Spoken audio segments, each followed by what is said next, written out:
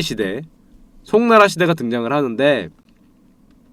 하고 수호지의 시대가 끝나자마자 금나라 거란과 여진들이 쳐들어옵니다. 그래서 중국이 열심히 짓밟고 있는데 참을 수 없다 해서 우리 친필께서 쓴 게 신조협력, 사조영웅전. 그때가 요때입니다. 요때고 그게 지난 다음에 후대 장무기가 등장을 해서 명교를 이끌고 원나라의 공주를 꼬셔서 자기 마누라로 삼았음에도 원나라를 밀어버리고 명교를 주원장이 세우죠. 주원장이 세우는데 그냥 세우면 안 되고 장무기한테 병법서를 받아서 우리 서달과 상우춘이 주원장과 힘을 합쳐서 원을 밀어버렸다는 나라가 바로 명나라입니다. 그쵸? 우리의 영웅문의 시대죠. 영웅문의 시대. 그때가 이때고 그 다음에 끝난 다음에 마지막에 우리 자금성에서 마지막 황제 라스트 엠퍼러로 중국의 기나긴 그런 황제의 시대를 끝내는 게 청나라입니다. 자, 그래서 제가 하고 싶은 말은 결국에는 꼭 그 영웅문을 읽어봐라. 영웅문 읽어봐라. 안 읽어본 거 산다 진짜. 영웅문은 여러분 읽어봐야 돼요. 일반 무협지하고 다릅니다. 일반 무협지하고 다르고요. 조선이 오래 버텼죠. 조선왕조 500년이면 지금 이게 몇 년이 다 더하면 몇 년. 이게 중간에 많이 뺀 거야. 자잘한 나라들은 뺀 거예요. 자잘한 나라들은. 자, 그렇고요. 기승전 영웅문 얘기를 하려고 이거 말씀드린 거고요. 자, 이제 오늘의 할 얘기를 하자. 오늘 할 얘기. 불수원샷. 농민 반란으로 여러분 중국 역사에 성공한 게 딱 한 명 있어. 딱 한 명. 농민 반란으로 성공한 게 주원장이죠. 주원장. 그게 명나라입니다. 명나라. 대부분의 농민 반란들은 우리가 들어본 농민 반란들은 중국을 휘저은 다음에 자기 나라를 세웠는데 결국엔 자기가 이거 돼요. 이자성의 난. 그리고 잠깐만. 이자성의 난을 왜 뺐지? 이자성의 난이 언제 있었던 거더라?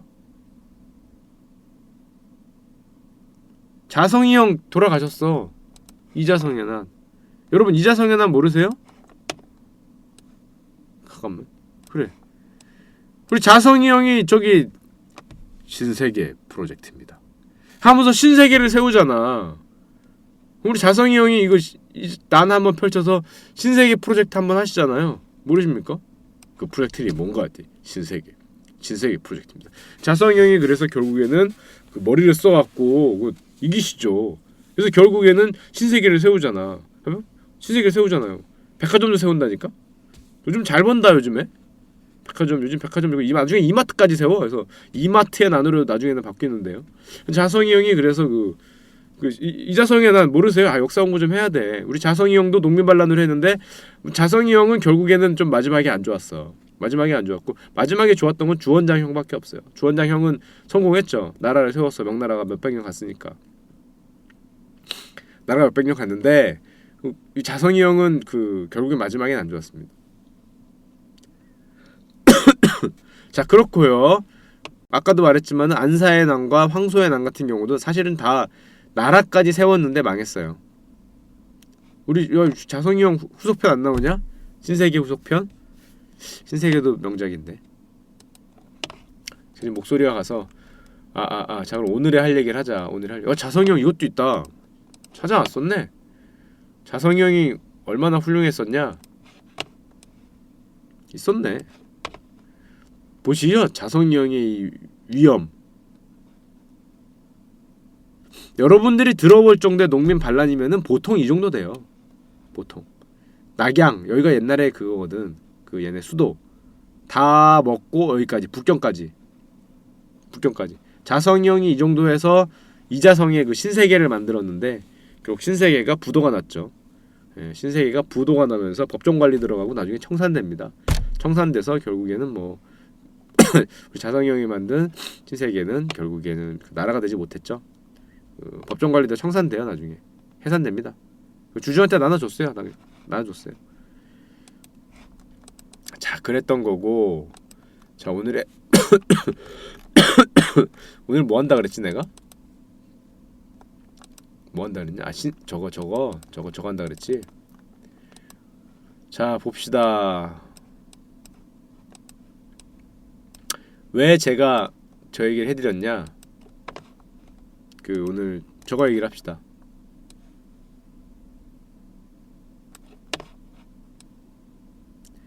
아마존 얘기를 합시다. 오늘의 주제 아마존. 야 근데 응? 아마존 얘기를 합시다. 아 영문 얘기를 하고 싶어서 영문을 꼭 보라는. 야 추억에 빠지더라. 영문 얘기를 하고 싶어서. 자 제가 이걸 왜 보여드리느냐, 저기 보시면 2015년 세계 최고 부자 탑 5입니다. 2015년 잠깐만, 누가 쿠키 주셨네? 누구였냐? 카카오 19만 뭐냐? 카카오 19만원님 감사합니다. 아 감사합니다. 2015년하고 여러분 딱 보면은 뭐가 달라진 것 같아요? 이거 옛날 거거든? 1위가 빌 게이츠, 2위가 카를로스 슬림, 3위가 워런 버핏, 4위가 오르테가, 5위가 앨리슨 쫙 있잖아요. 탑5. 뭐 건희형도 있긴 계시긴 한데, 자 불과 이게 몇 년 전이니? 2년 전이야. 불과 2년 전. 2년 후 요즘에 살아남은 사람이 누구일까? 살아남은 사람? 저기 불과 2년 전인데 어디 갔니? 오이씨, 안 갖고 왔나 보다. 안 갖고 왔나? 안 갖고 왔나 보네. 자 이게 불과 2년 전인데, 자 나중에 2017년 현재로 보면은 1위가 누구예요? 베조스 형이죠. 1위가 베조스 형, 빌 게이츠 형은 살아남고, 버핏 형 살아남고, 카를로스 슬림, 오르테가 형 날라가고, 마크 주크버그 형이, 제가 저거 짤을 퍼왔었는데 지금 짤을 못 찾겠는데, 순식간에 저커버그 형하고 베조스 형이 1위와 5위로 들어갑니다. 세계 랭킹 5위 내에 2명이 2년 사이에 갈렸어요. 2년 사이에 바뀌었어. 왜 그런 일이 벌어졌을까? 그리고 여러분 그 세계 IT 경제 흐름을 보면은 지금은 누구의 시대냐? 아마존의 시대입니다. 이렇게 생각하면 여러분 당연하게 생각하잖아. 그치, 아마존이 잘 나가지. 근데 잘 생각해보면은 불과 2, 3년 전만 해도 아마존의 시대가 아니었어. 2010년에만 해도 누가 잘 나갔니? 한 5년 전 치면 2010년, 2010년 초반 누가 잘 나갔어요? 구글의 시대였지. 야, 구글의 시대였어. 기억 안 나요? 이걸 보면서 얘기할까? 잠깐만. 구글의 시대, 이걸 보면서 얘기합시다.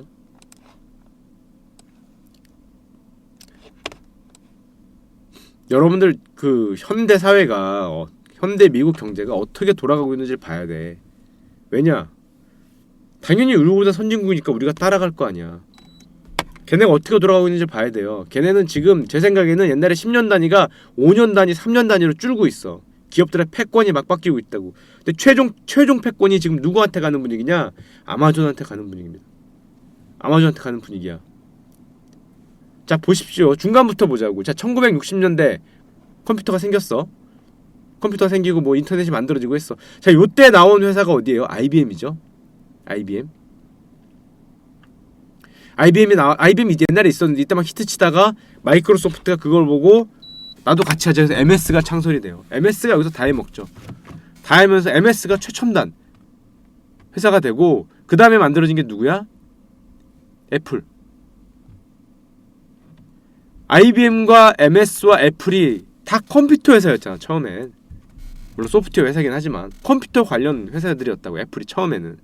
자 그러다 애플이 처음에 그랬다가 여기서 무슨 일이 벌어지느냐?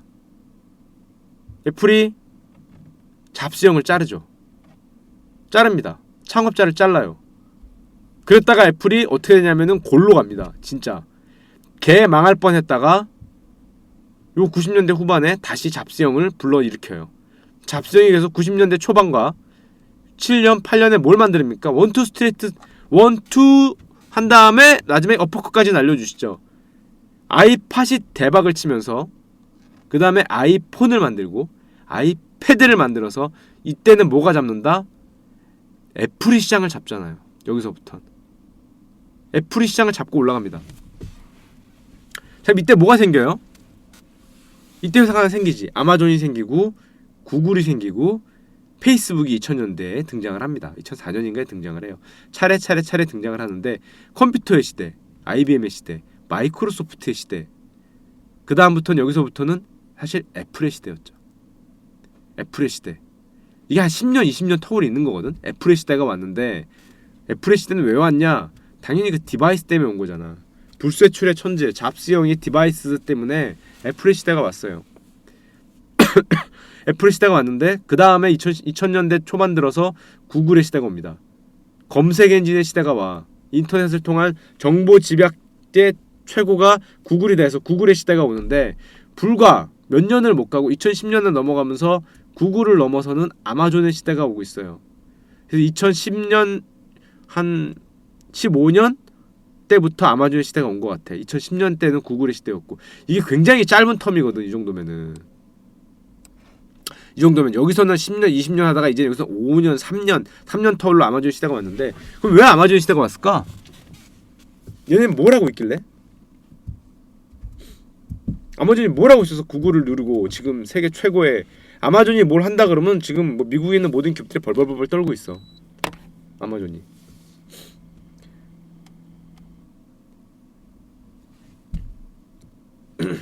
지금도 구글의 시대라고 볼 수도 있어요. 사실 투톱의 시대인데 제가 보기에는 아마존이 치고 나가는 분위기예요.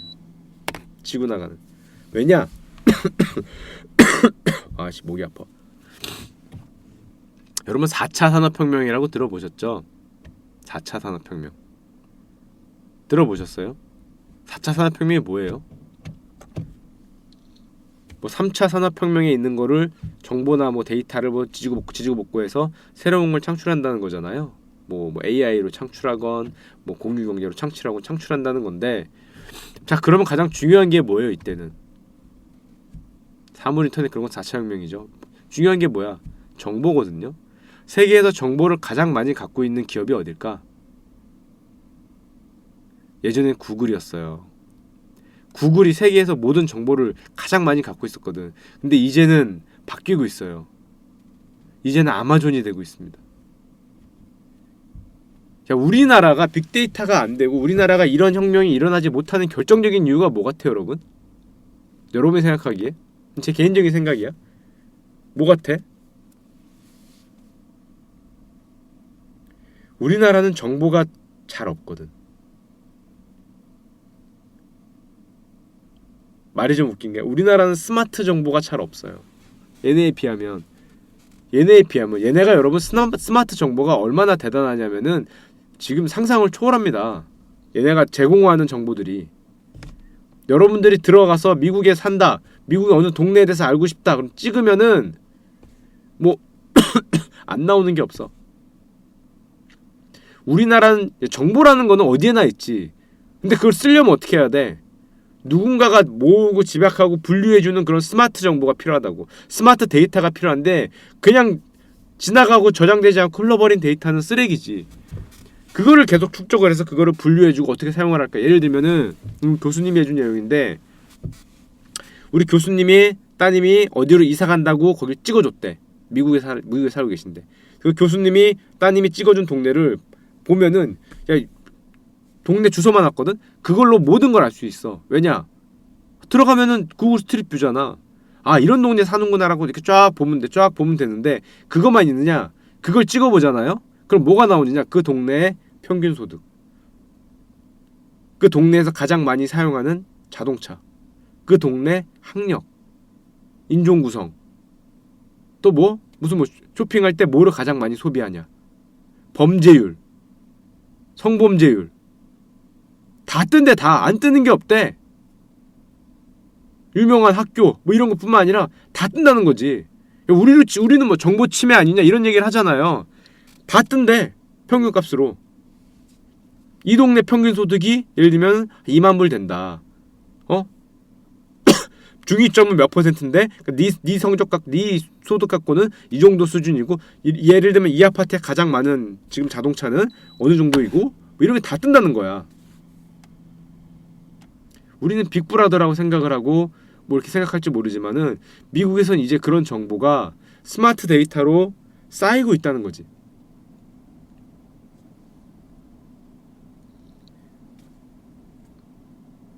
여러분 어떻게 생각하면 규제가 어떻게 생각하면 빅브라더인데 그거는 뭐 생각하기에 따라 나름이고. 자 그럼 생각을 해보세요. 왜 아마존이 정보가 가장 많아졌을까? 구글과 아마존이 쌍벽이긴 하지. 구글은 정보를 뭘로 택해? 검색 엔진이죠. 당연히 검색 엔진으로 뭘 검색하고 하면 그게 계속 쌓이는 거잖아. 사람들이 뭐를 좋아하고 뭐를 선호하고 뭐를 검색을 많이 하고 뭐를 뭐 안 하고 이런 게 쫙 쌓이잖아. 아마존은 얘는 뭐를 주문하더라, 얘는 어떤 성향이 있더라, 얘는 어떤 신용카드를 사용하더라, 얘 쇼핑하는 걸 보니까 소득 수준은 어느 정도겠더라, 취향이 뭐더라, 이거를 아마존이 한 20년 축적했잖아. 얘가 사는 곳은 어디고 주로 배달하는 곳은 어딘데 얘하고 연관된 곳은 어디고 이런 모든 정보가 있는 거야. 사실상 구글보다 더 실생활에 가까운 정보가 아마존에 쌓이고 있어요. 쌓이고 있는 거라고.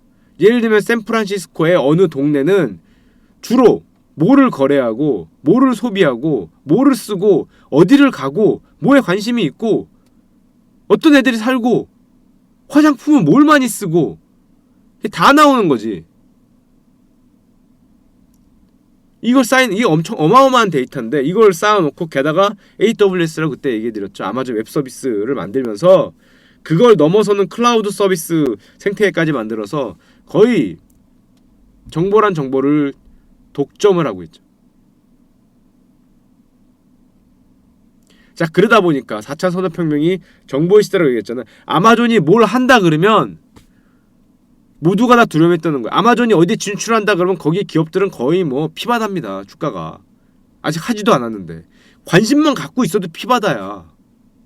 아마존이 고개만 눈빛만 쳐다보면 애들이 난리가 나요. 싸움을 못해.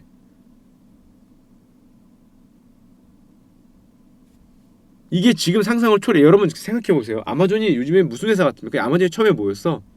아마존이 처음에 뭐긴 뭐였어. 책회사였지. 책회사였죠. 우리나라 치면 어디야? 우리 교수님 말이야. 교보문고였잖아요. 예스24. 처음엔 교보문고였어. 교보문고였는데 뭘로 컸어? 예스24로 컸지. 책 말고 다른 것도 팔아보자. 그 예스24로 컸다가 더 확장을 하는 거지. 뭐 저 뭐야 G마켓 이런 게 되는 거죠.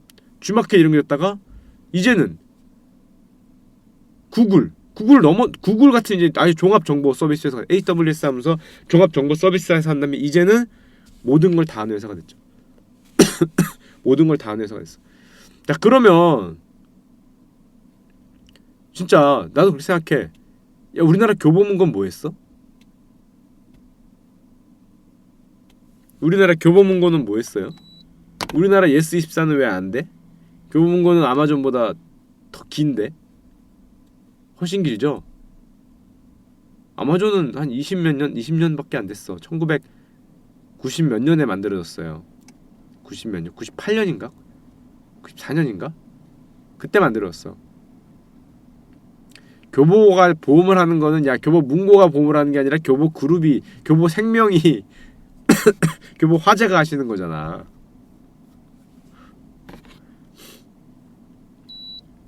처음부터 생각이 달랐지. 우리 베조스 형은 이게 정보라는 게, 야 우리 지금 교보문고 옛날 이거 수십 년간 한 정보를 갖고 와 보세요 그러면은 누가 뭐 샀다밖에 없을 거 아니야. 잘해야 누가 무슨 책을 샀다 요거밖에. 뭐가 더 있을까? 근데 베조스 형은 처음부터 생각이 달랐던 거야. 이 정보를 모으면은 돈이 된다고 생각하니까 이 처음부터 정보를 모을 때 스마트 정보를 향해 가는 겁니다. 어마어마하게 많은 정보를 쌓고 그 정보를 분류하고 이 모집해서 수집해서 하나의 위력을 갖게 만드는, 그게 소위 4차 산업혁명이거든. 4차 산업혁명. 정보가 모든 것을 좌우한다. 이게 흔히 말하는 책에서도 많이 나오는 플랫폼 비즈니스. 그게 여기서 등장을 하는 겁니다. 여러분의 모든 것을 다 커버할 수 있는 플랫폼 비즈니스가 등장을 하는 거야. 근데 아마존은 일단 플랫폼 비즈니스에다가 그런 모든 데이터, 세계에서 가장 정보가 많은 그걸 미국으로 치면은 합치면서 미국에서는 뭐 거의 지금 아재지우님이 100개를 후원하였습니다. 아이존이 감사합니다. 저는 도망갑니다. 어디가? 많은 유튜브 업로드 부탁드려요. 자냐? 그런 회사가 됐어요. 잠깐만요. 제가 단 걸 보여드릴게요. 어디 갔냐 어디 갔냐. 자, 여러분들 이걸 보시면 이게 확대가 안 되죠. 애플과 아마존의 차이를 보여주는 차트인데요. 로이터에서 나온 거야. 2018년을 기점으로 역전이 되고 있죠. 이게 애플의 지금 1트리얼 마켓캡, 한마디로 우리로 치면 얼마야? 1,000조냐? 기업가치? 기업가치가 역전이 되고 있는 걸 보실 수 있습니다. 아마존이 무서운 거는 이 올라가는 각도가 지금 그 흔히 말하는 빵이라는 그 4개 기업 있잖아요. 페이스북, 아마존, 넷플릭스, 뭐 구글, 이런 애플 뭐 이런 데보다 뭐해서 가장 이 각도가 높아. 근데 문제는 이 각도가 여기서 꺾이지 않을 것 같아. 지금 분위기로는 이렇게 가는 분위기, 이렇게 가는 분위기.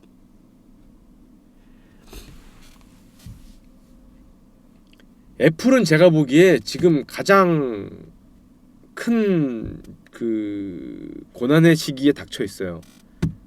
잡스가 없은 다음에는 얘는 아직 디바이스 소프트웨어 회사거든. 디바이스 소프트웨어 다음이 넥스트 스텝이 자꾸 얘기하지만은 뭔지가 잘 안 보여. 그나마 페이스북은 이 빅데이터 이 뭐냐 4차 산업혁명에 살아남을 만한 정보가 그래도 어느 정도 수집되고 얘네들도 아마존을 따라가려고 하고 있거든. 분위기가 넷플릭스하고 좀 다른 회사고. 근데 애플은 아직도 디바이스 회사야. 근데 디바이스의 시대가 아직까지는 유효해. 아직까지는 유효한데 뭔가 창의적인 디바이스가 나오지 않으면 이게 먹힐 가능성이 있어요. 제가 보기엔 이 각도가 점점 더 차이가 날 가능성을 보이고 있어. 물론 지금 벌어둔 돈이 어마어마하기 때문에 망할 걱정 따위는 없지. 망할 걱정 따위는 없지. 지금 벌어둔 돈이 얼만데.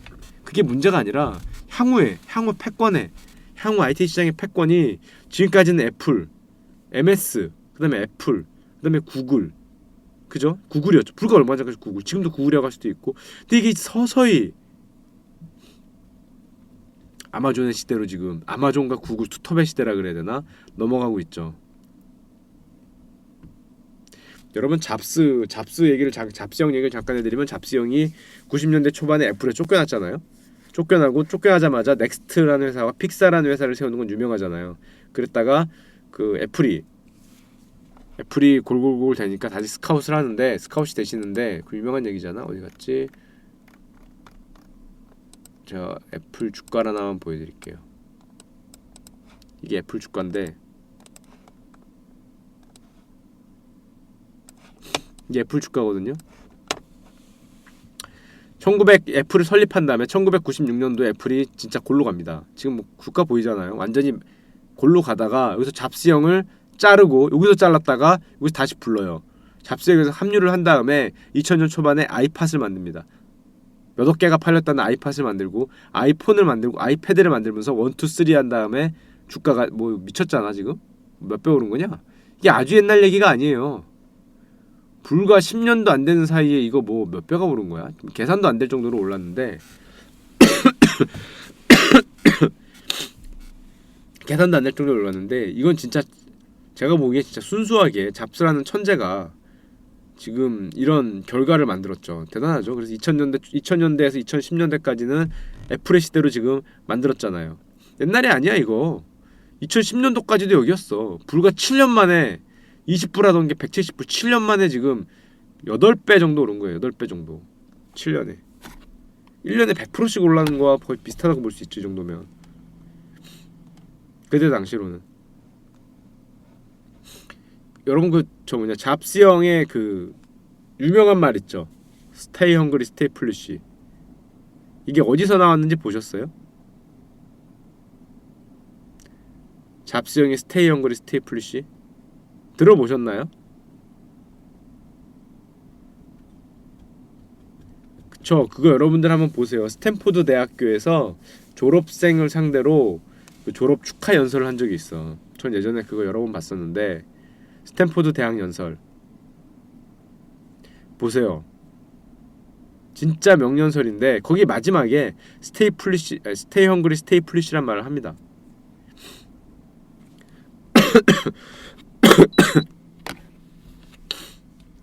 잠깐만, 그걸 내가 짤을 만들어 왔었나? 잠깐만 찾아볼까? 아 여기 있다. 그건 아닌데 비슷한 게 있습니다. 잡스형의 그 연설문 중에 일부예요.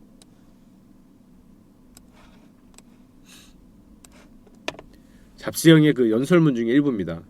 내가 죽을 것이라는 생각을 하는 게 가장 중요한 도구였다. 죽음 앞에서는 아무것도 아니기 때문에 진정으로 중요한 것만 남기게 된다. 너가 죽을 것이라는 기억하는 한 당신은 잃을 것이 없고 벌거숭이다. 그러므로 못할 게 없다. 이 말이잖아요. 지금 잡스형 이때 암 걸렸었어. 췌장암인가 걸려서 뭐 이렇게 시한부 판정 비슷한 걸 받았던 때야 이미. 그런데 뭐 날 수 있다고 뭐 의사는 뭐 1, 2년 일했는데 뭐 3, 4년이 지났는데 아직까지 살아있다 위에 보면은 계속 그런 말을 해요. 감사하게 생각한다 그러면서 내가 죽을 것이라는 것을 생각을 하는 것이 가장 나의 삶에서 중요한 도구였고 아프기 전에도 나는 곧 죽을 거기 때문에 잃을 것이 없고 그렇기 때문에 나는 나의 마음을 따라가지 못할 어떤 이유도 없다. 이런 말을 합니다. 그리고 뒤에 보면은 내가 마음을 따라가지 못하는 거에 대해서 이유를 쫙 얘기를 해요. 왜 남을 의식하느냐? 남들이 좋다고 하는 거를 왜 하느냐? 나는 어차피 죽을 건데. 당신은 잃을 게 없기 때문에 이걸 해라. 그럼 어떤 자세로 해야 되냐? 그게 바로 스테이 헝그리 스테이 플루시다라는 말을 하면서 이 연설이 끝나죠. 아 이거 진짜 명연설이에요. 잠깐만. 있네. 스테이 헝그리 스테이 플루시가 어디서 나왔는지 그 있네요. 잠깐만요. 그래 내가 안 봤을 리가 없지. 와 씨 너무 작다.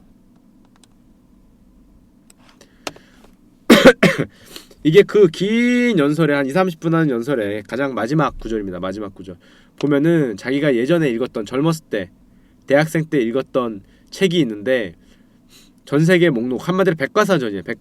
백과사전을 옛날에 읽었는데 그 백과사전이 이제 현대가 되니까 구글 같은 게 나타나니까 백과사전이 다 없어졌잖아. 망한단 말이야. 그래서 그 백과사전이 망할 때 1970년 중반에 망할 때 맨 마지막 최종판의 뒷페이지에다가 뭐라고 써왔냐면은 늘 배고프고 늘 어리석어라. 스테이 헝그리 스테이 플리쉬라는 말을 하면서 한 30년 50년을 찍어왔던 책이 절판이 됩니다. 절판이 되면서 이들이 마지막 남긴 말이 백과사전이 망하면서 늘 배고프고 늘 어리석어라는 말을 하면서 작별의 메시지를 남기고 끝내요. 그래서 잡스가 이걸 읽고 어렸을 때 대학교 때 이걸 읽고 자기도 항상 자신에게 이러기를 바랬다. 여러분들이 지금 졸업을 하는데 이 시점에서 여러분들이 어떻게 하길 바란다? 스테이 헝그리 스테이 플리쉬 하기를 바란다 라고 하면서 연설이 끝납니다. 결국 하고 싶은 말은 죽음이 다가오고 있으니까 모든 거는 남의 생각하지 말고 자기가 하고 싶은 거에 전력으로 열심히 하고 항상 스테이 헝그리 스테이 플리쉬 하라 이런 내용이에요. 줄이면은 노력을 하란 말이야? 근데 이거 진짜 그 전문을 다 보면은 물론 영어긴 한데 그 요즘에 저 테드 같은데 이런데 보면은 자막으로 다 나오잖아. 유튜브에도 자막으로 나올 것 같은데 자막으로 한글 자막도 나오고 영어 자막도 나와요. 영어 공부하기도 좋아. 가서 보면은 상당히 볼만합니다.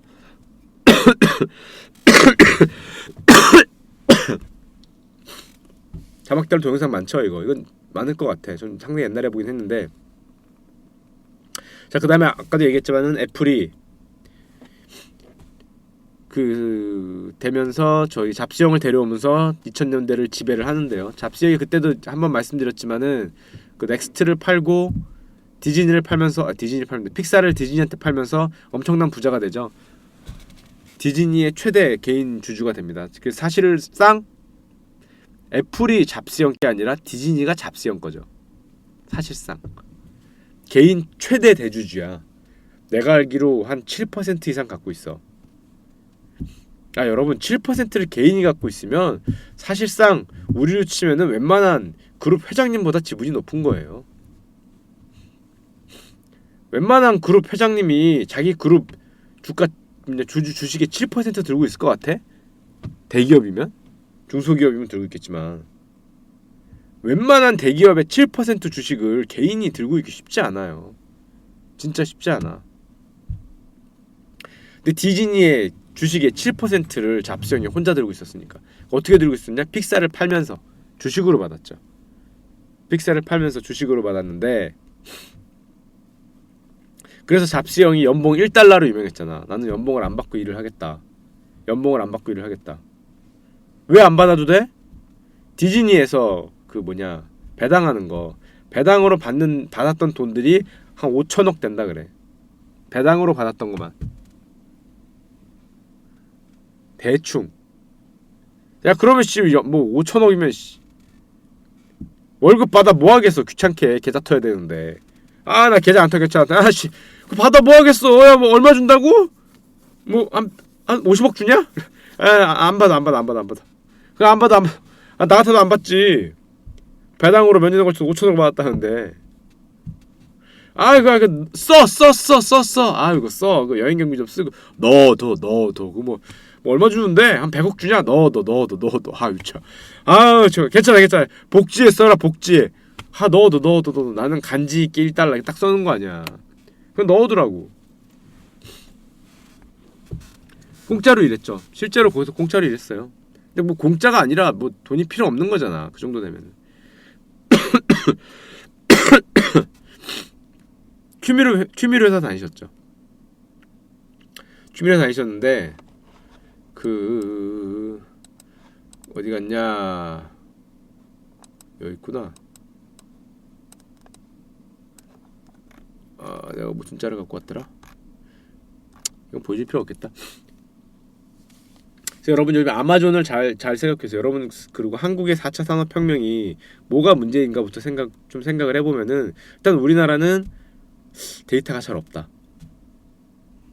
데이터가 잘 없고 그런 빅데이터 같은 걸 활용해서 뭐를 하기에는 기반이 좀 없죠. 그리고 미국은 지금 어떻게 돌아오고 있냐면은 데이터 지금 플랫폼 혁명 뭐 그렇게 얘기하잖아요. 그게 어떤 영향을 미치고 있냐면 잘 생각해 보세요. 여러분들이 자동차를 예를 들어 봅시다. 우버나 뭐 저 뭐야 호텔 B&B 같은 거, 에어비앤비 같은 거를 예를 들어 보면은 걔들의 아이디어가 뭐냐?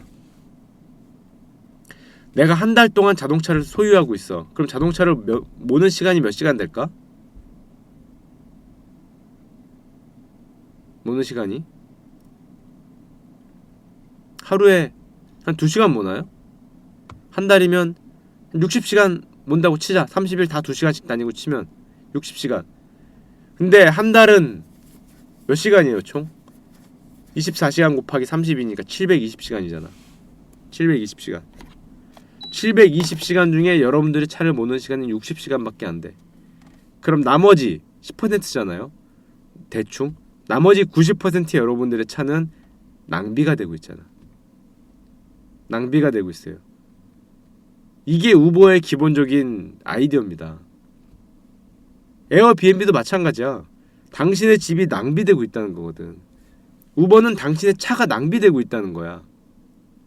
그럴 필요가 없다는 거지. 옛날 같으면은 그걸 뭐 할 수 없다라고 생각을 했는데 이제는 플랫폼 비즈니스, 그 4차 산업혁명 이런 말이 나오면서 그거를 낭비하는 게 필요가 없다는 거지. 어떻게 하면 돼? 공유 경제로 사용하면 돼. 궁극적으로 걔네들이 꿈꾸는 거는 단지 차로 택시 대신하겠다는 게 아니야. 우리가 차를 소유할 필요가 없는 세계를 만들겠다는 거거든요. 우리가 집을 소유할 필요가 없는 시대가 올 수도 있어. 개개인이 소유할 필요가 없는 시대. 그게 공유 경제잖아요. 공유 시대. 그 공유 경제, 그 아이디어로 무수히 많은 기업이 생겼어. 아, 얘네들은 이걸 낭비하고 있구나. 그러니까 자동차를 자기 시간의 90%를 놀리고 있네. 이사 갈 때마다 집을 왜 계속 이렇게 짐 같은 걸 다 싸들고 가야 돼? 호텔 갈 때마다 야 에어비앤비나 그럼 우버 같은 회사들이 왜 그렇게 경쟁력이 좋았냐? 일루펀트님 감사합니다. 루키 감사합니다. 감사합니다. 걔들이 왜 그렇게 경쟁력이 좋았냐? 생각해보세요. 일단 호텔 에어비앤비 생각해봅시다. 걔네들은 호텔 라인을 하나 만들 때마다 비용이 거의 0이야. 근데 우리나라 뭐 세계적인 호텔 체인들은 호텔 체인을 하나 만들려면 비용이 호텔 하나 만들면 수천억이 들어. 왜냐? 걔네들은 자기네들을 위한 새 거를 만들어야 되는 거고 에어비앤비나 우버 같은 애들은 그럴 필요가 없는 거지. 기존에 있던 거를 자기들은 플랫폼을 제공해서 전부 사용할 수 있잖아. 그러니까 확장하는 데 들어가는 비용이 비교가 안 돼. 상대가 안 되는 거야. 그럼 당연히 무수히 많은 확장이 순식간에 생기게 되겠죠. 얘네는 몇 개밖에 없는데. 그러고 보니까 여기서 생기는 그런 거래량이라 그러나 그게 비교가 안 되겠지. 당연히 그런 호텔 체인들 뭐 인터컨티넨탈이라든지 뭐 힐튼이라든지 이런 걸 누르고 에어비앤비가 당연히 이기게 되겠죠. 비용이 비교가 안 되니까. 몸이 필요 없어진다고? 그게 잠깐만 이건 제가 어제 책에서 갖고 온 건데 왜 아마존이 압도적인 경쟁력을 갖고 있냐? 왜 비교가 안 되냐? 그 우버 같은 회사가 왜 그렇게 사람들이 높은 평가를 하느냐? 이걸 보시면 알 수 있어요. 이게 지금 하나하나가 뭐 정보망이라고 생각하면 되거든. 이걸 뭐 PNS라 그러나? 정보망이라고 생각하면 되는데 아마존이 이러한 정보 네트워크를 보유하고 있어. 월마트는 보여요? 요 안에 뭐 있는지? 보이지도 않잖아. 아마존은 이런 정보를 지금 소유하고 있는 걸로 파악이 돼. 월마트는 요걸로 갖고 있어. 경쟁이 안 되잖아. 이런 신경망을 많이 가지면 많이 가진 회사일수록 요 끝에다가 새로운 사업을 뭘 붙이기만 하면 대박인 거야. 현재는. 파파푸파님이 10개를 후원하였습니다. 요 끝에다가 뭘 붙이기만 하면 대박이라고. 인생이 낭비되고 있어요. 이거는 구글도 상당히 마찬가지긴 한데 아마존이 지금 이게 가장 이거에서 앞서가면서 아까 보셨지만 주가가 이렇게 해서 이렇게 비행을 하는데 이 각도도 엄청난데 지금은 거의 이렇게 비행할 가능성이 높아지고 있어. 이렇게 비행할 가능성이. 얘는 지금 거의 신경망이 됐잖아. 거의 신경망처럼 돼서 요 끝에다가 예를 들면 얘네가 뭐 헬스 붙이면 끝난 거야. 의료 붙이면 끝난 거야. 붙이면 끝나는. 그럼 이걸 다 어떻게 계산하느냐? 옛날에는 안 됐지. 근데 요즘엔 계산이 되지. 왜? 그게 빅데이터고 그게 AI잖아요. 사람이 이걸 다 어떻게 해? 못하지. AI가 해준다는데. 빅데이터 처리 기술이 늘어난다는데. 미국에서 빅데이터 관련된 사람들의 몸값이 왜 그렇게 비싼지를 이걸 보면 알 수가 있어. 이 끝에다 뭘 붙이기 위해서는 이걸 통해서 온 자료들이 정리가 돼야 될 거 아니야. 빅데이터 관련하는 애들은 몸값이 엄청나게 비싸죠. 우리나라도 물론 빅데이터 관련 몸값이 비싼데, 응? 뭐가 그날이야? 그날이 비싼데 우리나라는 아직 여기에 치면은 거의 월마트 수준이 아닐까? 이런 신경망의 구성이 아직 제가 보기엔 잘 안 되고 있어요. 물론 그게 규제 때문이기도 하고 우리나라 그 기업들이 신경을 못 이런 걸 해보겠다고 이제 하는 게 우리나라에서는 네이버나 뭐 카카오 그런 데죠. 네이버나 카카오 그런 데가 이제 이런 식의 걸 해서 요 뒤에다가 뭐를 붙이겠다. 대부분 또 카카오가 또 그런 것도 많이 하고 있지. 페이스북도 마찬가지고. 이렇게 되면은 이게 사실상 만약 정말 아마존이 꿈꾸는 이 시대가 오면은 아마존이 거의 모든 산업에서 패권을 잡을 겁니다. 거의 모든 산업에서. 왜냐면은 여기다 붙이면 되거든. 그게 4차 혁명이야. 공유경제, AI, 빅데이터 뭐 이런 거잖아요. 구글도 물론 이걸 하고 있지. 이거 끝에다가 뭐를 어떻게 붙이느냐가 지금 얘네가 하고 있는 건데 아마존이 보면 요즘에 미친 듯이 붙이고 있어요. 여기다가 오프라인 그 모드 붙이고 여기다가 뭐 무인 모드 붙이고 무인 모드 붙이고 무인 모드 붙이고 뭐 엄청나게 붙이고 있거든. 붙이는 족족 성공의 가능성이 보이는 거지. 경쟁이 안 되는 거예요. 경쟁이 간단하게 얘기해서 경쟁이 안 돼요.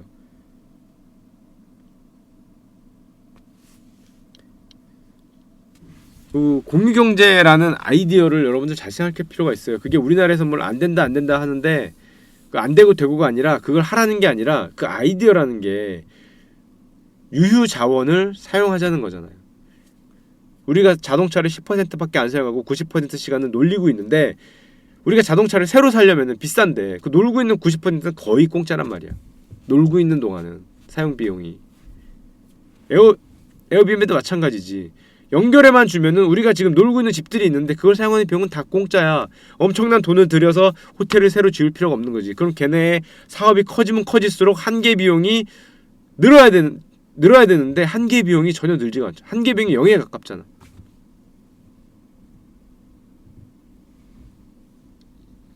한계 비용이 0에 가깝다는 게 걔네의 어마어마한 무기입니다.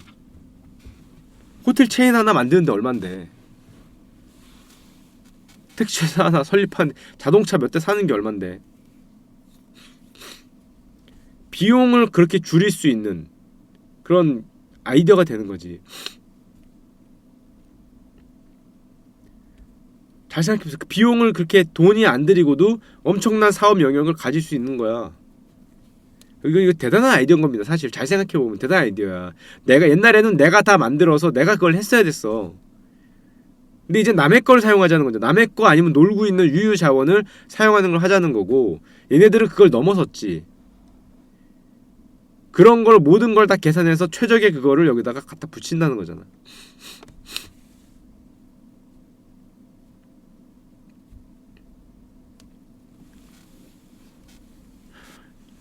왜 다 주가 얘기로 생각을 하냐?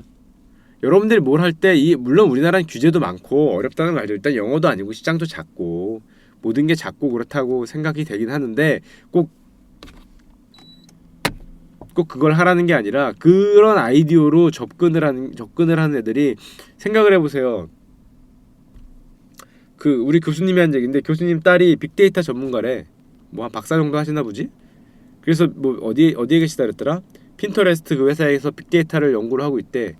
근데 이제 나이가 많이 드시니까 한국에 들어오고 싶은데 한국에 들어올래라고 그 자기 딸한테 얘기했더니 그 딸이 그랬대.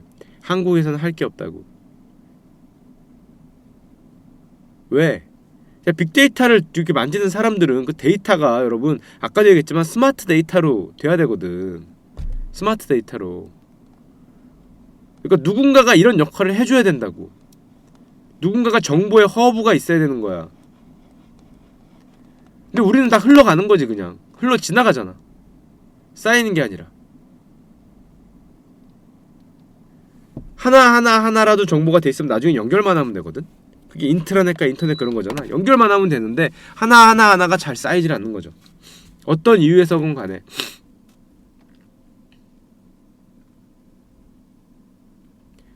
아마존이 왜 제4혁명의 최종 승자가 될 가능성이 지금 구글하고 둘이 높아지고 있는지는 이걸 보시면은 알 수 있어요. 이거를 AI가 분석해서 요 끝에다가 뭐를 붙이느냐가 뭐 그대로 뭐 지금 뭐 게임이 안 된다고 얘기를 하니까 게임이 안 된다. 뭐를 붙이는 족도 지금 상대가 안 되고 있으니까 앞으로도 더 그럴 거고. 왜냐하면 여기다 붙이는 게 비용이 안 들어. 그게 아까도 얘기했지만은 비용에서도 엄청난 이득을 보는 겁니다. 왜냐하면 이 많은 정보에서 다 분석이 돼서 나와서 최소한의 비용으로 붙이기 때문에. 예를 들면 여기서 보험회사를 붙인다고 생각을 해봐. 압도적인 경쟁력을 갖지 않겠어요? 보험회사만 해도? 보험회사는 여러분들과 그 정보 비대칭이 있거든? 왜냐면 나는 나에 대한 정보를 아는데 보험회사는 나에 대한 정보를 모르잖아. 내가 가짜로 쓸 수 있다고. 나 사고를 엄청 많이 내는 놈인데 사고 안 내는 척 쓸 수 있고, 지금 어디가 정말 아픈데 안 아픈 척하고 건강보험 들 수 있고, 여기 암덩어리가 생길까 말까 할 것 같은데 암보험 들 수 있고, 그런 식이 되잖아. 근데 여기서 그게 되겠어? 웬간해서는? 뭐 보험회사를 붙인다 가정을 했을 때, 야 의료회사를 갖다 붙인다. 의료, 헬스, 야 뭘 갖다 붙여도 효율성과 비용 측면에서 비교가 안 되겠지. 뭘 갖다 붙여도.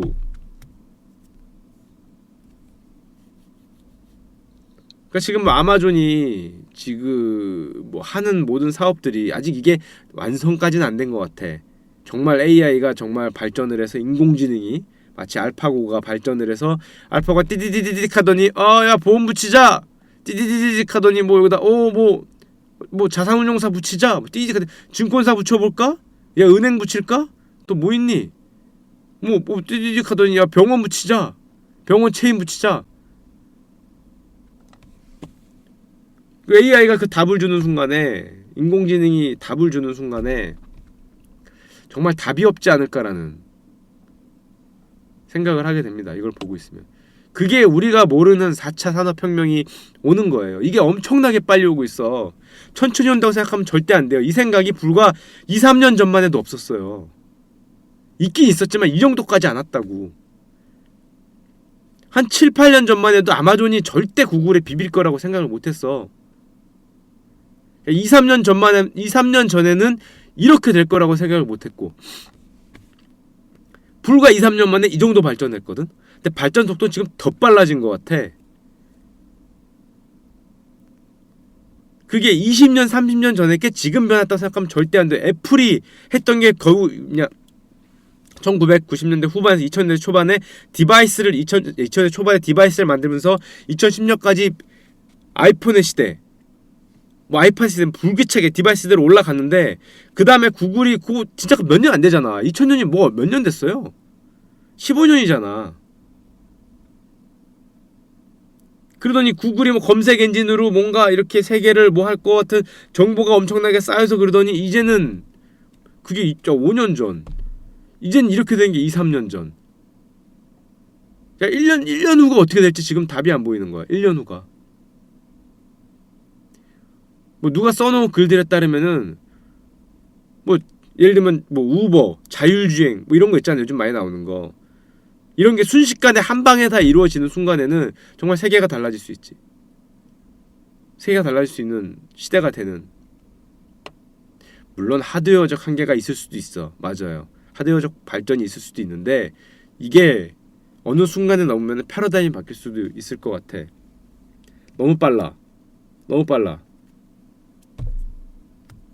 야, 무슨 2, 3년에 한 번씩 이게 바뀌어.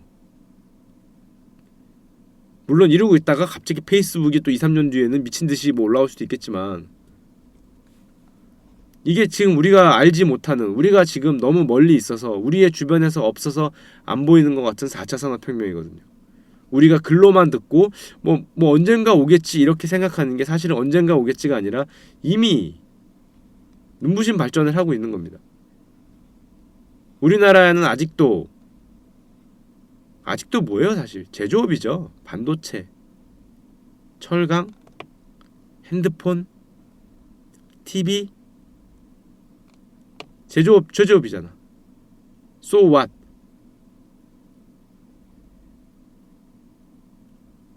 그래요. 뭐 규제가 될 수도 있겠지. 내가 뭐 아마존이 지금 다 먹겠다는 게 아니라, 여긴 아마존, 여긴 구글, 여긴 페이스북, 여기는 뭐 슈링, 여기는 뭐 어쩌고, 여기는 뭐 어쩌고, 이런 데들이 다 나눠 먹을 수도 있겠지. 어떻게 됐건 이런 세상이 오고 있다는 거죠. 아마존을 찬양 안 해도 돼. 여기 뭐 A 기업, B 기업, C 기업, D 기업이 올 수도 있어. 근데 이런 세계가 지금 오고 있잖아. 근데 우리는 슈링이 될 수 있죠. 훌륭한 링이지 않습니까? 야, 슈링만 하면 여러분 여기 하나 낄 수 있어. 슈링만 하면 낄 수 있다? 안 낄 것 같아? 2억 개 팔릴 것 같은데? 2억 개? 만든 순간에? 진짜 2억 개 팔리지 않을까?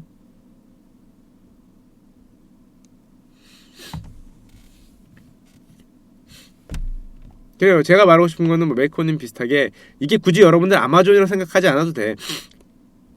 아마존이 잘 나가던 말건 우리 기억에서 남아있어야 될 필요가 없잖아. 다만 누군가가 이런 걸 하고 있다는 거지. 이미. 근데 우린 너무 늦어. 주체도 안 보여 솔직히 말해서. 카카오, 네이버 정도가 그나마 우리나라의 IT 기업, 삼성전자까지 해서. 근데 글쎄 잘 안 보여. 4차 산업이라는 게 멀리 있는 게 아니에요. 이미 와 있거든. 미래에 올 거를 얘기하는 게 잘 아닌 것 같아. 이미 와 있는 걸 현상을 설명하는 건데, 우리는 우리 한국에 있다 보니까 그게 와 있다고 생각을 안 하는 거지. 이게 20년, 30년 뒤에 올 거를 지금 준비합시다. 그게 아니라니까. 현재 상황을 설명하는 단어들인데 우리는 이걸 현재가 아니라 미래로 자꾸 듣잖아. 얘기해보면 언젠가 올 거니까 대비하자. 뭘 언젠가 올 거니까 대비해. 이미 진행 중인데.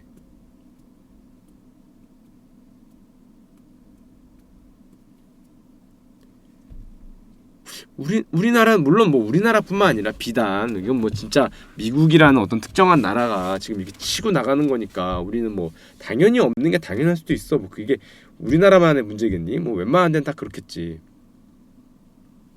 웬만한 데는 다 그럴 텐데 그럼에도 불구하고 우리나라도 뭐 이런 쪽에 좀 관심을 갖는 기업들이 관심은 갖겠지. 뭐 여러분들 말대로 규제가 어려울 수도 있고 언어가 어려울 수도 있고 시장이 작을 수도 있고 이런저런 문제가 엄청나게 많겠죠. 그럼에도 불구하고 현대 사회가 어느 쪽으로 가고 있다. 야, 잘 생각해봐. 애플이 디바이스를 만들었어. 휴대폰을 막 팔고 들어갈 때 그걸 이렇게 옆에 보고 있다가 잽싸게 따라간 게 누구예요? 잽싸게 따라간 게 그게 우리나라 지금 기업의 에이스 오브 에이스인 삼성전자잖아. 이거 보고 있다가 야 저거 봐라. 옛날에 핸드폰은 전화였어. 전화기. 불과 2000년대 초반인 불과 15년 전에는 그냥 전화기였어요. 레알 전화기. 우리가 집에 있는 전화기를 그냥 이렇게 띄어서 이렇게 들고 허리춤에 차고 있는 거였다고. 그게 전화기였어. 근데 어느 순간에 잡스러운 천재가 그거를 손에 든 컴퓨터로 만든 순간에 옆에서 보고 있다가 어우야 하고 잽싸게 따라간 거 아니야. 옴니아 같은 걸로. 물론 뭐 사신 분은 죄송하지만요. 하여튼 잽싸게 따라가서 지금 어때? 야 우리나라의 패자가 됐잖아. 우리나라의 최종 승리자가 됐잖아. 현재까지는. 뭐 남들이 따라오지 못하는 초격차가 벌어졌잖아요. 1조 버는 회사가 진짜 조 단위로 돈을 벌었다고 좋아하고 있는데 LG전자가 이번에 순이익 1조 넘었다고 좋아하고 있는데 삼성전자는 얼마를 법니까? 분기 순이익이 10몇 조잖아. 분기 3개월에 14조네 13조네 하고 있잖아요. LG하고 삼성은 옛날에 그렇게 큰 차이가 안 났어요. 물론 삼성 조금 더 벌었지만 그렇게 큰 차이가 안 났어. 잽싸게 따라간 삼성은 13조 벌고 분기에 1년에 50조네 뭐 60조 내리고 있고 조금 늦게 따라간 LG는 진짜 조금 늦게 따라갔지. LG전자 따라갔잖아. 휴대폰 안 파나 팔지. 조금 늦게 따라갔다가 뭐 지금 뭐 차이가 많잖아. LG가 못했다가 아니라 그러니까 여러분들도 이게 보면은 싹 보고 있으면은 아 물론 우리나라에 지금 안 되고 있겠지. 뭐 삼성전자가 뭐 옴니아 만들 때 우리나라에 뭐 그런 거 있었나? 얘들이 이렇게 하고 있단 말이야. 미국을 이렇게 보니까 저게 고양이를 그리고 있는 게 보이잖아. 그럼 잽싸게 따라가면은 이걸 뭐 다 따라갈 수 없을 정도로 요만큼만이라도 따라가면은 10년 뒤도 아닐 것 같아. 5년 뒤에 승리자가 될 수 있겠지. 요즘엔 너무 빠르니까. 야 삼성전자가 진짜 1년에 50조 벌지 10년 전에 아무도 예상 못했다. 아무도 상상조차 못했어. 옴니아 처음 만들 때.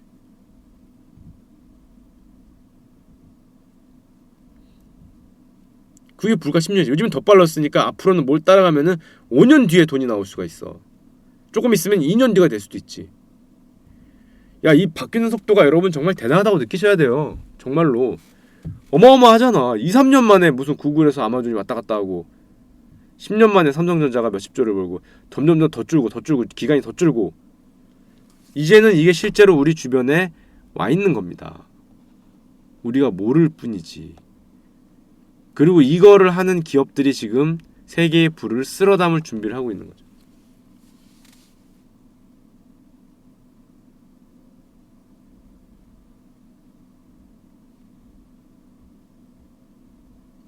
자, 여러분들이 면접 볼 때 이런 얘기를 하시면은 거의 붙었다고 보시면 돼요. 거의 붙었다고 보시면 됩니다. 4차 산업혁명이 뭔가 그랬는데 요런 썰을 얘기하시면 거의 붙었어요. 자, 이제 와닿으시죠? 한 방에 와닿잖아. 야, 면접 볼 때 요 얘기하면 100% 붙었다. 100% 장담드립니다. 아, 이해 못해서 못 붙을 수도 있어요. 쉽게 말해야 된다. 쉽게. 이해 못해서 못 붙을 수 있어. 이해 못해서. 하지만 좀 아는 분이라면 면접 볼 때 100% 붙겠지.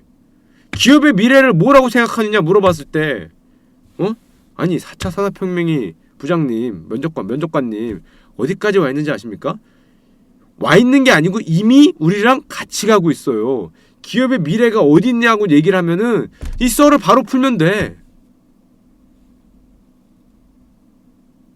바로 풀면 되지. 야, 우리 회사가 앞으로 뭘 해야 되느냐? 뭘 해야 되긴. 바로 예를 들면 돼.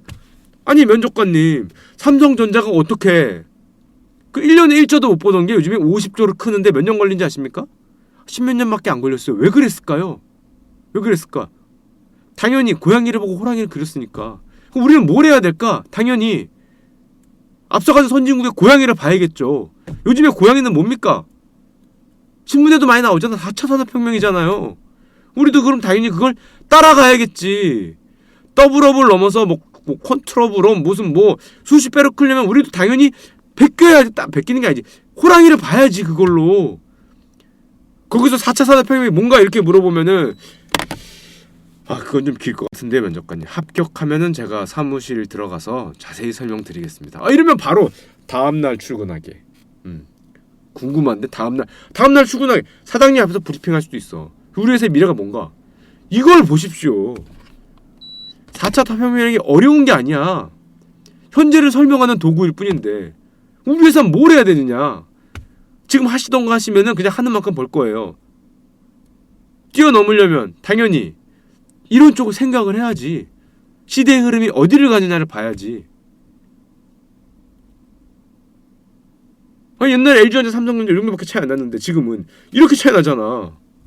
상대하고의 격차를 벌리려면은 앞서가고 있는 4차 산업혁명을 따라가야 되지 않겠습니까? 이 한마디에 여러분 합격입니다. 아는 사람이라면 합격이야. 그래서 우리가 구체적으로 뭘 해야 될 건데 라고 물어보지도 않을걸? 그럼 그 다음 문제지. 그냥 커다란 항공모함이 가는데 방향을 어디로 설정할지 얘기하면 끝난 거야. 야, 그 방향을 우리가 아래서 이 모터를 뭘 돌려야 되고 그런 거 그 다음 문제지. 물론 그게 중요하긴 하지만 드라이브를 어디로 걸어야 되느냐가 CEO 입장에서는 가장 중요한 거 아니겠어요? 면접할 때 요걸 하면은 여러분들 바로 합격이라는 거죠. 나 진짜 여러분들 취업하시면은 꼭 그 한턱을 내시길 바랍니다. 간절히 몰아주시고요. 물론 요 얘기를 물어봤는데 이런 식으로 한 2시간 썰을 풀면 여러분 떨어질 가능성이 있고 한 3분 정도로 줄여서 3분 정도로 줄여서 면접을 보면 됩니다. 쉽죠? 쉬운 거죠, 여러분. 이렇게 두 줄 그면 산이잖아. 원 그린 다음에 색칠하면은 바위죠. 나무 이렇게 그면 나무고 이렇게 몇 번 하면 나무잖아요. 자, 쉬우니까 요거 뭐 한 3분 정도로 요약을 해서 뭐 하시면 됩니다. 뭐 3분 정도로 요약을 하면은 야 바로 합격이야. 바로 합격. 자네도 축하 방송 보나? 오, 괜찮은데? 여러분들 제가 얘기하는 이 얘기가 제가 생각하는 꿈 같은 얘기를 하는 게 아니라 사실은 뭐 널리 알려졌다까진 뭐하고 미국에서는 요게 너무 당연시돼서 거기 근무하는 사람들은 전부 다 이쪽을 바라보고 근무를 하고 있어요, 사실. 야, 왜냐면 자기 회사가 이런데 이렇게 안 쳐다보겠니? 철학자가 아니라도.